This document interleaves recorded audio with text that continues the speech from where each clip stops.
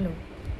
आज दिल्ली जंतर मंतर इथे CJPचं जे स्टुडंट प्रोटेस्ट होतं तिथे ज्या काही प्रकारचा गदारोळ पोलिसांनी माजवला, स्टुडंट्स शांततेत प्रोटेस्ट करत असताना जे पोलिसांनी केलं ते एक मन म्हणते की कदाचित पूर्णपणे पोलिसांनी नसेल केलं, कारण की त्या प्रकारे त्यांनी पूर्ण वर्दी नव्हती, कोणाचे नावं नव्हती, बॅच नव्हते त्यांचे, आणि मारण्याची पद्धत नव्हती. एखाद्या वेळेस चुकून एखाद्याच्या डोक्याला काठी लागणं लाठीच्या ह्याच्यामध्ये, that we can understand, but 200-250 जणांचे डोके फोडणं, त्या लाकडी दांडक्यांना खिळे असणं, ह्या गोष्टी पोलिसांना सूट नाही करत आहे. आणि ते पोलीस असतील हे वाटत नाही आहे. त्याच्यामुळे ते कदाचित गुंडे पण असू शकतात, जे फक्त युनिफॉर्म, जसं 3 इडियट्समध्ये सांगितलं की स्कूल जाने के लिए फीस से ज़्यादा यूनिफॉर्म की ज़रूरत होती है. तसं काही युनिफॉर्म फक्त घालून ते घुसलेले असावेत. आणि दुसरी गोष्ट, अर्थातच याचा अर्थ हा नाही आहे की सरकारने काही केलं नाही आहे. अर्थातच आपल्याला माहिती आहे हे सरकारनेच केलेलं आहे. जर ते गुंडे घुसलेले असतील तर ते पण सरकारचेच होते, सरकारने पेड. आणि दुसरी गोष्ट अजून एक बोलावीशी वाटते की हे एवढं सगळं झाल्यानंतर अजूनही जर तुम्हाला वाटत असेल की सरकारचे खाते ते बरोबर आहे, किंवा हे जे सगळं काही घडलं आहे ह्याच्यामध्ये काही हिंदू विरोधी आहे, किंवा कोणत्या एका स्पेसिफिक अजेंडा ठेवून केलेला आहे, जातीय अजेंडा ठेवून केलेला आहे, किंवा ह्याच्यात कोणते ठराविक लोकच होते, तर नाही. ह्याच्यात सगळ्या प्रकारचे लोक होते. ह्याच्यात मुद्दे जे मांडले गेले ते माझ्या तुमच्यावर केंद्रित होते.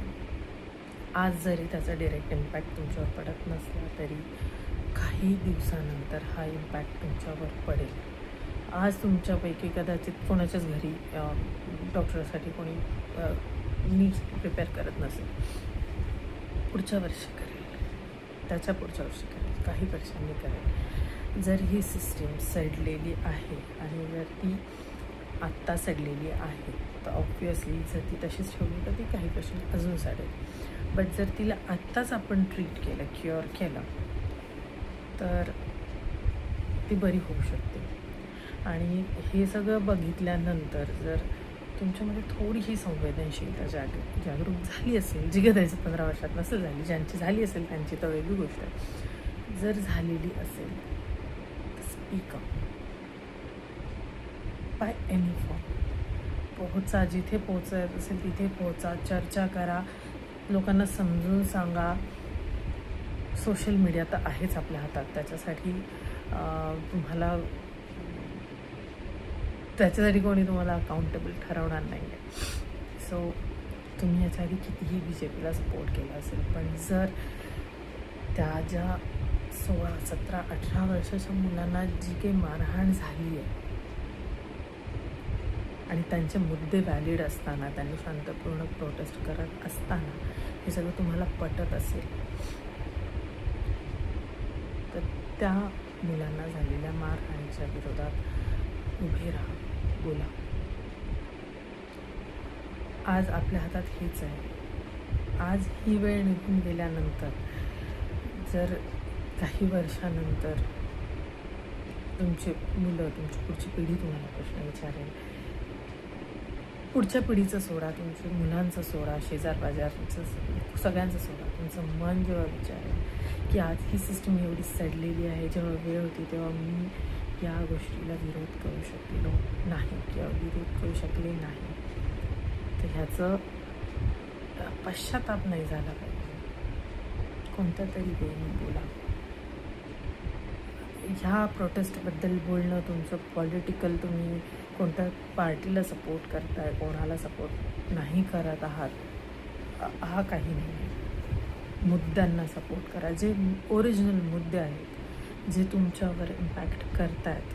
मग त्यामध्ये नीट तर आहेच आहे, हा डिरेक्टली जरी म्हणजे ज्यांच्याकडे स्टुडंट्स नसतील नीटचे त्यांच्यावर फरक नसेल पडत, तरी गाडीचा विषय आहे इथेनॉलचा. तुमच्याही गाड्या खराब होतात, रस्ते आहेत, रस्त्यांवर खड्डे आहेत, तुम्हालाही तो त्रास होतो, झाडं कट होत आहेत, पर्यावरणाचा ऱ्हास होतो, तुमच्यावर हे होतं, परिणाम होतो आहे त्या गोष्टीचा. ऑब्व्हियसली क्लायमेट सगळ्यांवरच सारखं असतं. त्याच्यानंतर जर तुमच्या आजूबाजूला अब्यूज होत असतील, महिलांवर अत्याचार होत असतील, बोलता येत नसेल, समोर गोष्टी आणता येत नसतील, तर तेही आज नसेल होत, उद्या होईल. तुमच्या घरी मुलबाई असतीलच, तेही नसेल होत, तर भ्रष्टाचार होतो आहे. आज प्रत्येक केसमध्ये आपण जेव्हा बघतो तेव्हा तिथे भ्रष्टाचार असतोच. काही गोष्टी समोर येत नाहीत तरीही तिथे भ्रष्टाचार आहे 100%. हे आम्ही ठिकठिकाणी अनुभवतो, पण आपण बोलत नाही. हे बोलणं गरजेचं आहे. आपण बोलत नाही आहोत, तिथेच यांची ताकद वाढते. आपलं बोलणं गरजेचं आहे, तुमचं मत मांडणं गरजेचं आहे. फक्त 5 वर्षातून एकदा वोट देणं गरजेचं नाही. तर त्या वोटसोबत, त्या वोटाला शाई लावून जेव्हा तुम्ही फक्त एक बटन दाबतात, ते तुमचं मत नसतं. तुम्ही कुठे कुठे बोलताय, काय काय बोलताय, हे तुमचं मत असतं. गेल्या मतदान जेव्हा झालं, निवडणुका जेव्हा झाल्या, तेव्हा जर तुम्ही कदाचित तुम्हाला वाटत असेल तुम्ही चुकीच्या पक्षाला मतदान केलं किंवा चुकीच्या उमेदवाराला मतदान केलं, तर आजही बोला, तुमचं मत बदलू शकतं. आणि ह्या मत बदलण्यालाच क्रांती म्हटलं गेलं आहे. जेव्हा 1857चा उठाव झाला, 1947चा उठाव जे स्वातंत्र्य लढा झाला, तेव्हा आपण नव्हतो. तेव्हाच्या गोष्टी आपण आज ऐकल्यात. आज बोला, आज इतिहास बनणार आहे. हा इतिहास पुढे कित्येक पिढ्यांना सांगितला जाईल. तेव्हा कुठेही असाल तुम्ही, जिवंत असाल नसाल, तुमचा जो काही तुमच्यातला एक कण जिवंत असेल कुठेतरी, त्या कणाला तरी जाणीव झाली पाहिजे की मी काहीतरी केलं आयुष्यात, मी गुलाम नाही राहिलो कोणत्या गोष्टीचा. मला असं वाटतं स्पीकअप. जय हिंद, वंदे मातरम, जय भीम.